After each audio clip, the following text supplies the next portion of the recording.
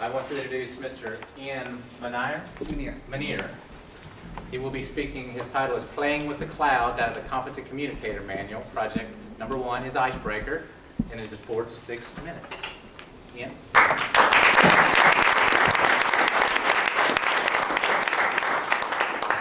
Mr. Toastmaster, fellow Toastmasters, guests, our lives are not determined by what happens to us, but by how we react to what happens.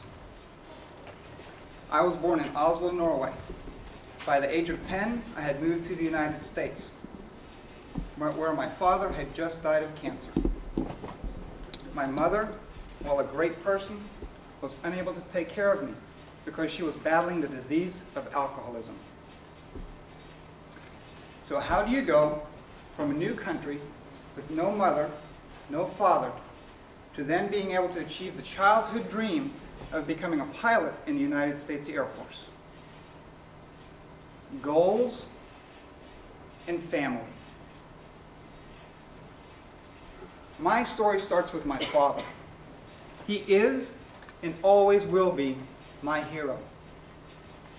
From the selfless sacrifices he made as a father to the over 150 missions he flew as an F-4 fighter pilot in the Vietnam War. The examples of courage and love that he taught me are values that I try to live with and live up to today. As a 10-year-old boy, I wanted nothing more than to be just like him. And so I formed the goal of becoming a pilot.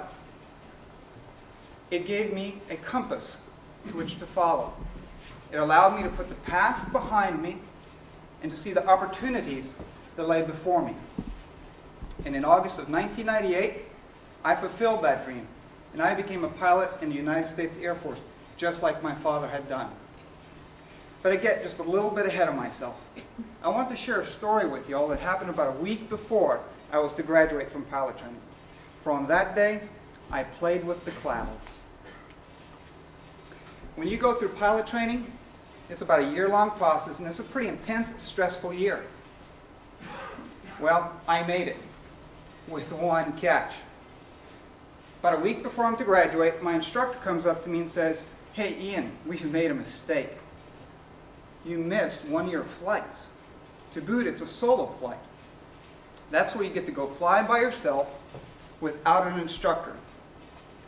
Now that in and of itself is pretty cool. But additionally, I was getting ready to graduate. I'd completed all the tests and all the requirements, and I just had this one flight left to do. So there was no pressure, no stress, just the keys to a T-38, which has the power and maneuverability of a Ferrari. So that next morning, as I took off, and I flew up towards the MOA, which is just a large piece of airspace that military pilots fly into to practice their maneuvers, I saw the last part to what would make this the best flight of my life. A layer of clouds. What's so cool about a layer of clouds?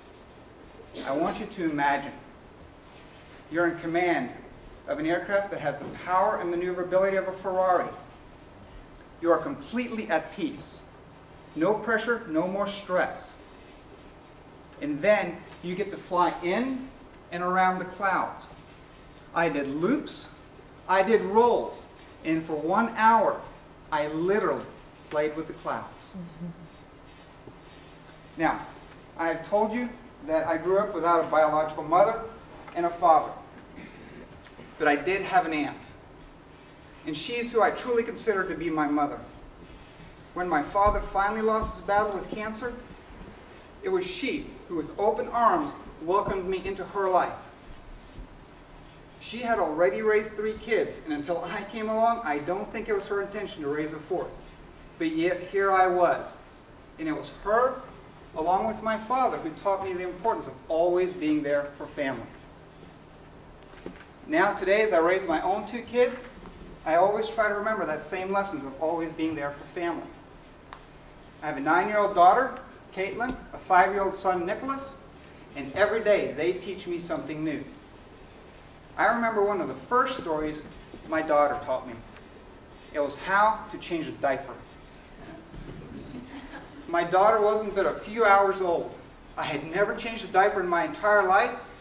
It's an amazing thing how quickly the parent becomes the student and the child the teacher.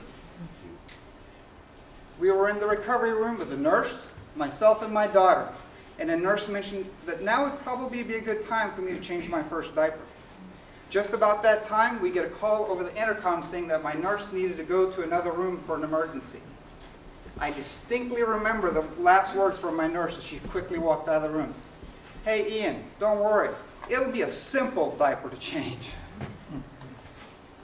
While I will spare you all the gory details, that simple diaper turned out to be the biggest explosion I have ever seen. If you've ever wanted to see a grown man cry, that would have been a good day. But I want you to know, I stayed strong. And after 3 failed attempts, 5 boxes of wipes, and a clothespin for my nose, I had changed my first diaper. So, goals and family, they're what drive me forward. They are my compass. And I want you to remember, it is not what happens to us in life, but it's how you react that determines your fate. Mr. Toastmaster.